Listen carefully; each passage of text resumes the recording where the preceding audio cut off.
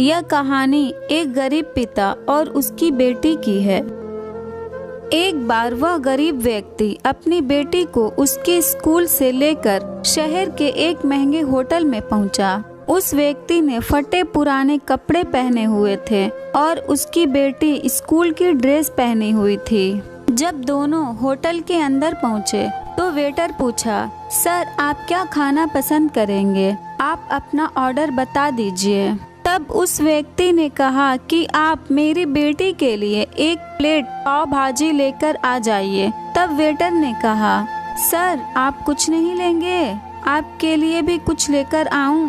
तो गरीब व्यक्ति ने कहा, मेरे लिए कुछ नहीं, आज मेरी बेटी के लिए पार्टी है। मैंने इससे वादा किया था कि अगर तुम इस जिले में 10th क्लास में टॉप करोगी तो मैं तुम्हें सबसे महंगे होटल में पार्टी दूंगा, तो आप सिर्फ बच्ची के लिए पाव भाजी ले आइए। वेटर ये बात सुनते ही दौड़कर अपने मालिक के पास गया और बोला कि सर आपसे एक छोटी सी रिक्वेस्ट है कि आप मेरी सैलरी से पैसा काट लेना, लेकिन आज मैं चाहता हूँ कि उस बच्ची के साथ उसके पिता को भी एक प्लेट पाव भाजी खिलाया जाए, क्योंकि उस बच्ची ने पूरे जिले में 10th क्लास में टॉप किया है।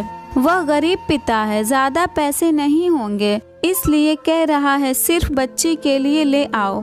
होटल के मालिक ने जब ये बात सुनी तो मुस्कुराते हुए बोला, तुम उसके पिता के लिए भी पाव भाजी लेकर जाओ, उसके लिए भी लेकर जाओ, पैसे मत लेना, 4-5 पाव भाजी पैक करवा कर ले जाओ और 2-3 किलो मिठाई लेकर जाओ और उनसे कहना ये पार्टी होटल की तरफ से है, आप ये मिठाई ले जाइए और जश्न मनाइए। जब वेटर ने 2 प्लेट पाव भाजी लेकर गया तो वह व्यक्ति चौंक गया और बोला, मैंने तो एक ही मंगवाई थी, मेरे पास पैसे नहीं हैं। वेटर बोला, अरे सर शर्मिंदा मत कीजिए, ये पार्टी होटल की तरफ से है, आपकी बेटी हमारी बेटी ने टॉप किया है, ये मिठाइयाँ लेकर जाइए और जश्न मनाइए। पिता और बेटी खुश हो गए और चले गए। कई साल बीत गए। उस गरीब पिता की लड़की अब UPSC की तैयारी करके कलेक्टर बन चुकी थी